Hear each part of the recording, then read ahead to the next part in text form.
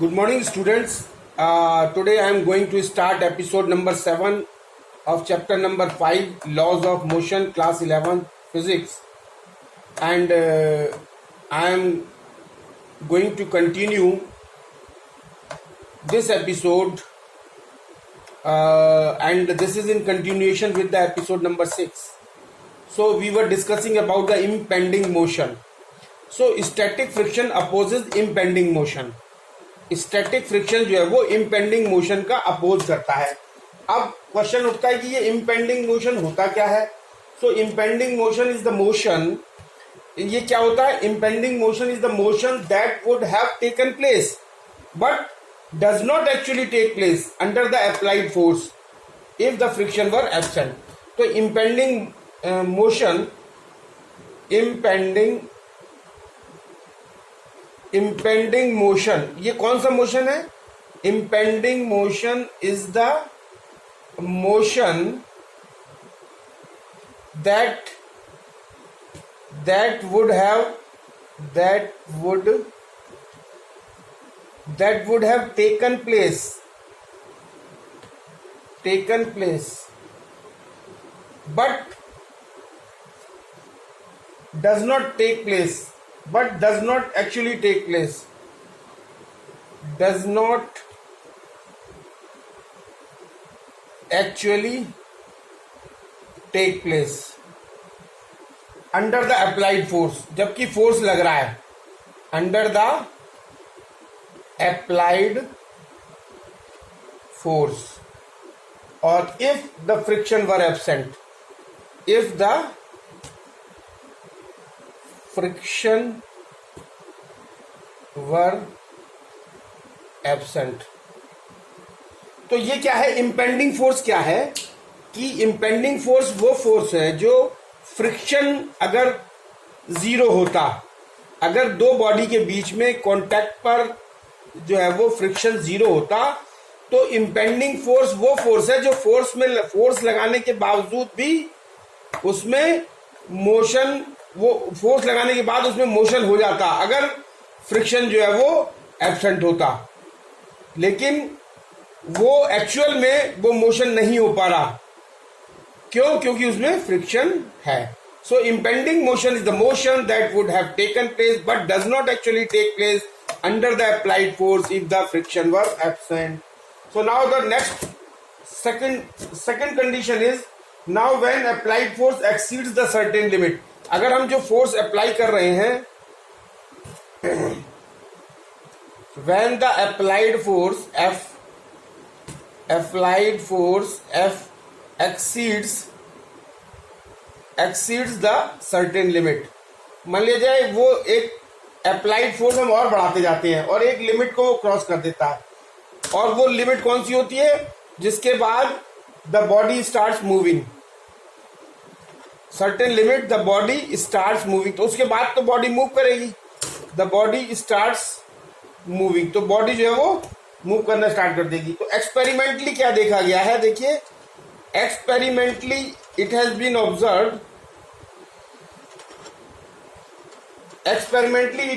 Observed that जो FS maximum है, FS maximum मतलब स्टैटिक फ्रिक्शन जो मैक्सिमम है, ये बराबर होता है mu s into capital N के, and this is equation first. तो यहां म्यू एस क्या है? Mu s is the coefficient of static friction, coefficient of static friction, और एन जो है वो नॉर्मल रिएक्शन है, और mu coefficient FS static friction है. एफएस जो है वो, एफएस मैक्स जो है वो ये है limiting value of static friction, limiting value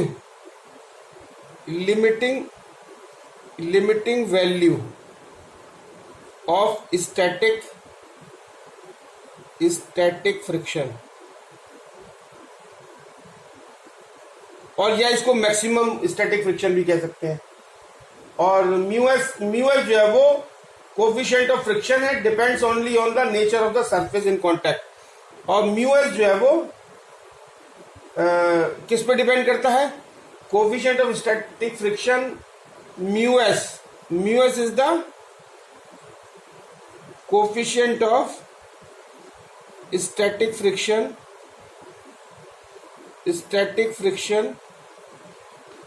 or depends only on the nature of the surface. Depends only on the nature of the surface in contact.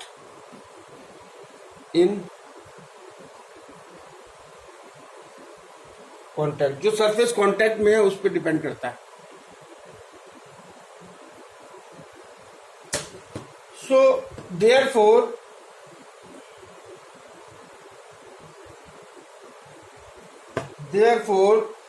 FS जो होगा हमारा, एफएस इज लेसर और equal to mu s into n. So this is equation number 2. Now this equation 2 is known as the law of static friction. This equation is known as the law of static friction. So law of static friction क्या है? Law of static friction है Fs is equal to or less than mu s into n. And अब next condition क्या है? Next condition है, मान लीजिए if the applied force F, अगर हम अप्लाइड फोर्स को और ज्यादा बढ़ाएं, एक्सीड्स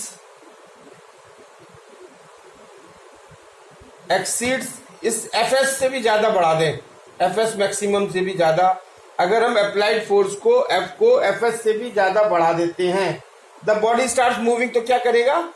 द बॉडी जो है वो स्टार्ट कर देगी मूव करना, स्टार्ट्स मूविंग. और जब बॉडी स्टार्ट कर देगी मूविंग, तो it is found experimentally that when relative motion has started, तो इसमें द बॉडी स्टार्ट्स मूविंग और रिलेटिव मोशन जो है वो relative motion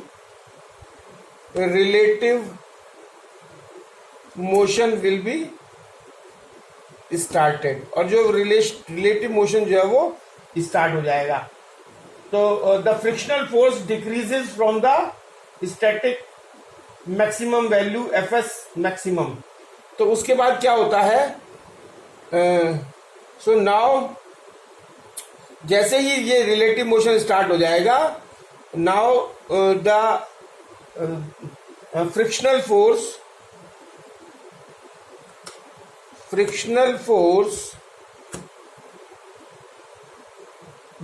start decreasing from Fs maximum. तो ये जो है वो Fs मैक्सिमम से कम होना शुरू हो जाएगा. And frictional force that opposes relative motion between surface in contact is called kinetic और स्लाइडिंग फ्रिक्शन. डिक्रीजिंग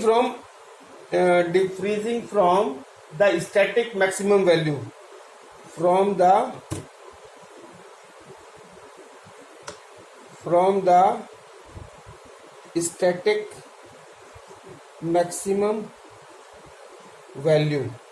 और ये क्या है? Fs maximum. तो अब क्या है कि frictional force that opposes relative motion, अब वो वाला फोर्स यानी frictional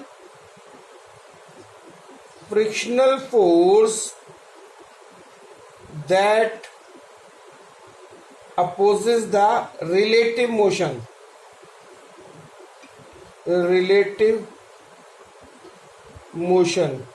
is known as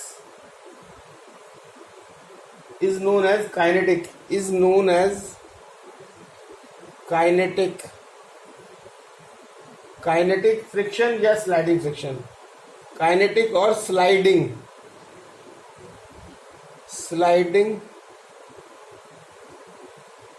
friction, और एंड इज डिनोटेड बाई, और ये काइनेटिक फ्रिक्शन किसी को डिनोट होता है, and is denoted by F के, और kinetic friction is independent of, ये भी इंडिपेंडेंट होता है।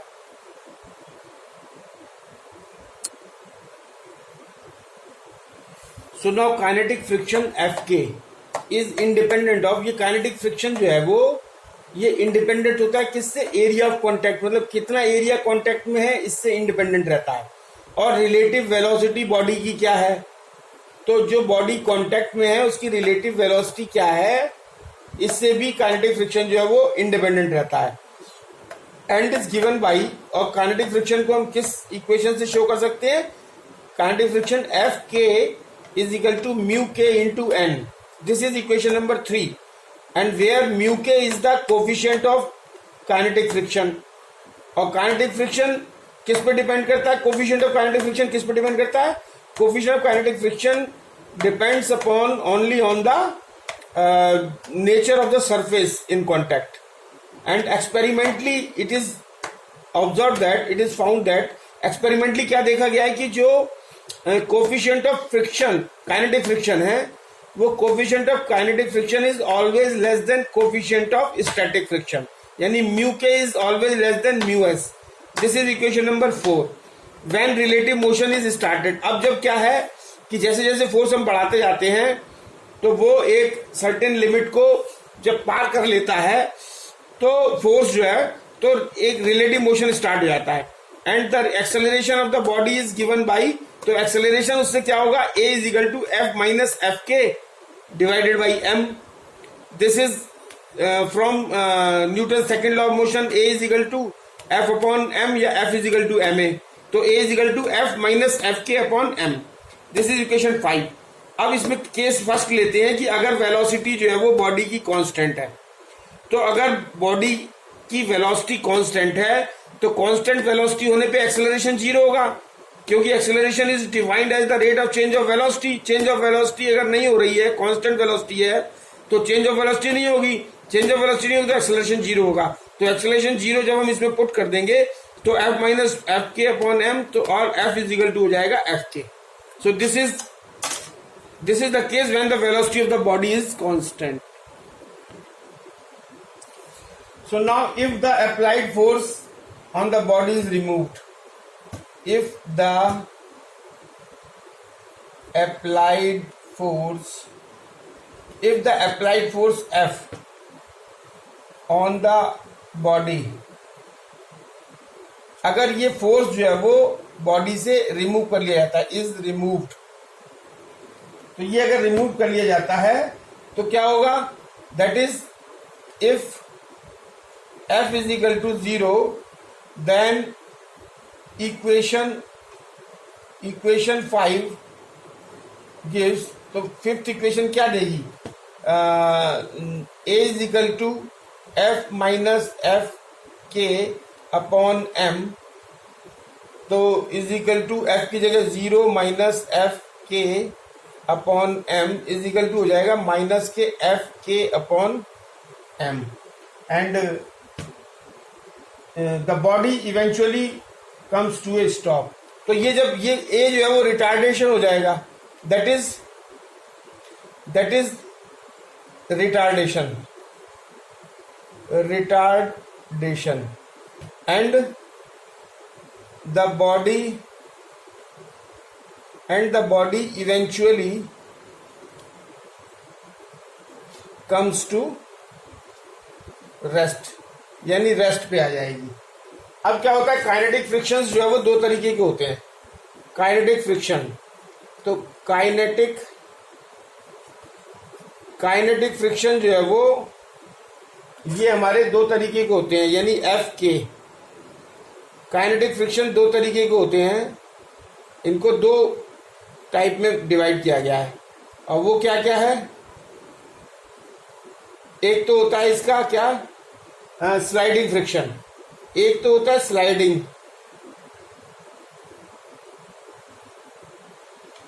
स्लाइडिंग फ्रिक्शन, और दूसरा क्या होता है, second is rolling friction. Rolling friction. अच्छा, स्लाइडिंग फ्रिक्शन क्या होता है, when one body slides over, when one body slides over the surface of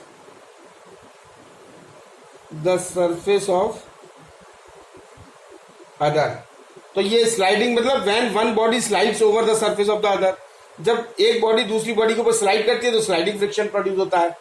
और जो रोलिंग फ्रिक्शन क्या होता है, when one rolls over the surface of the another body, when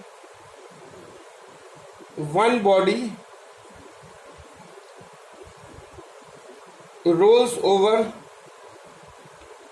the surface of another body। तो ये क्या होता है, ये क्रिएट करता है rolling friction. So the next point is mechanism of friction, यानी फ्रिक्शन की मेन मैकेनिज्म क्या है, मतलब फ्रिक्शन क्यों पैदा होता है। तो इसमें क्या है कि देखिए, मेन मैकेनिज्म क्या है कि if we see the surface of any body, यानी मान लिया जाए कोई भी बॉडी अगर हमारे पास है, मान लिया कोई भी बॉडी है, वो चाहे किसी भी शेप में है, तो अगर मान लिया जाए कोई भी बॉडी हमारे पास है, मान लिया जाए ये रिंग्स है, तो ये बॉडी अगर if we see the surface of any body at microscopic level, और इसको हम जो है वो माइक्रोस्कोपिक लेवल पे चेक करें, microscopic level. So if we see any body on at the microscopic level, then क्या होता है कि हम वी ऑब्जर्व सम इरेगुलरिटीज। तो क्या होता है कि इसकी इरेगुलरिटीज जो है वो इसकी सरफेस पे इरेगुलरिटीज और ग्रूव्स, तो irregularities and grooves are observed on the surface of the body. So when one surface comes in contact with the other surface, तो जब क्या होता है, contact जब होता है, when contact with each other, और जब एक बॉडी दूसरे के ऊपर कांटेक्ट में आती है तो the grooves on both the surface get locked। तो क्या होता है कि ये जो ग्रूव्स होते हैं, ग्रूव्स गेट लॉक्ड, तो ये जो लॉक्ड हो जाते हैं एक दूसरे के ऊपर, इंटरलॉकिंग कर देते हैं। तो ये जो इंटरलॉकिंग है between so the interlocking of the irregularities on the surface in contact is causes the friction. तो ये जो इंटरलॉकिंग है, interlocking of grooves causes friction। So this is the mechanism of friction। देखिए rolling friction. So now we will understand about the rolling friction. तो rolling जिसमें एक body जो है वो दूसरी बॉडी पे जो कांटेक्ट में है वो रोल करती है, तो उसे रोलिंग फ्रिक्शन, वहां जो फ्रिक्शन प्रोड्यूस होता है उसे रोलिंग फ्रिक्शन कहते हैं। नाउ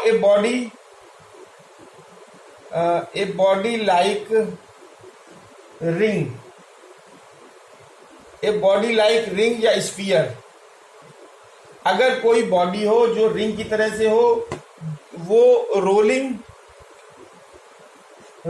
विदाउट स्लिपिंग,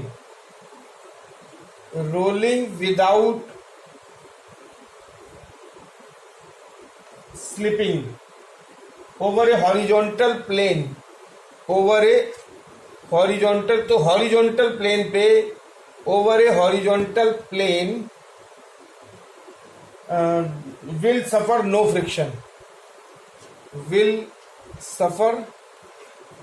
फ्रिक्शन, तो इसमें फ्रिक्शन जो है वो क्या होगा, जीरो होगा। अब इसका रीजन देखिए, रीजन क्या है, रीजन इसका बहुत बढ़िया रीजन है। रीजन ये है कि at any instant there will be only one point of contact. Reason है कि there will be only one point of contact, यानी पॉइंट ऑफ कॉन्टैक्ट जो है वो एक ही होगा सिर्फ पॉइंट में, point of contact, point of contact between the horizontal plane and the ring, and this point of contact will have no relative motion, and this point of contact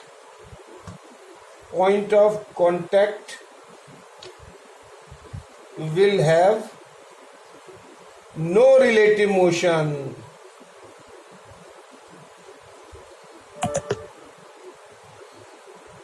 Relative motion.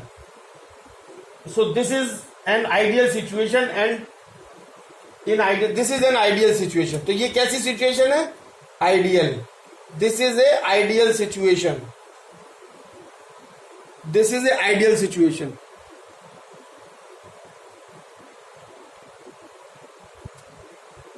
So rolling friction, a body like ring sphere rolling without slipping over a horizontal plane will suffer no friction.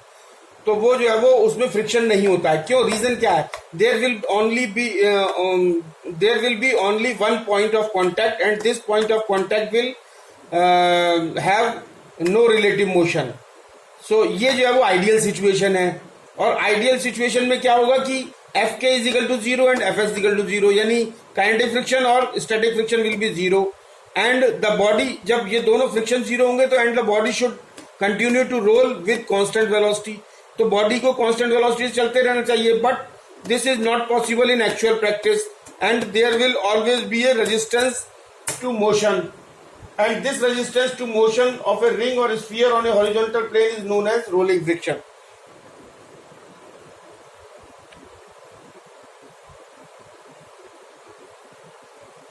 So rolling friction is denoted by F R. ये एक ring है जो एक किसी plane surface के ऊपर जो है वो रिंग या स्फीयर जो है वो रोल कर रहा है. तो इसका पॉइंट ऑफ कॉन्टैक्ट कितना है?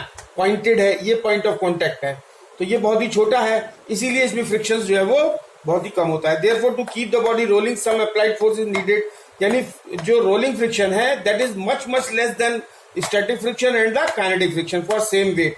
So during rolling, the surface in contact get momentarily deformed a little, and this results in the finite area, not a point, so of the body in contact. So the net effect is that the component of the contact for parallel to surface opposes motion. We often consider friction as undesirable because in many cases friction plays a negative role. It opposes relative motion, resulting in the dissipation of the power in the form of heat. So this is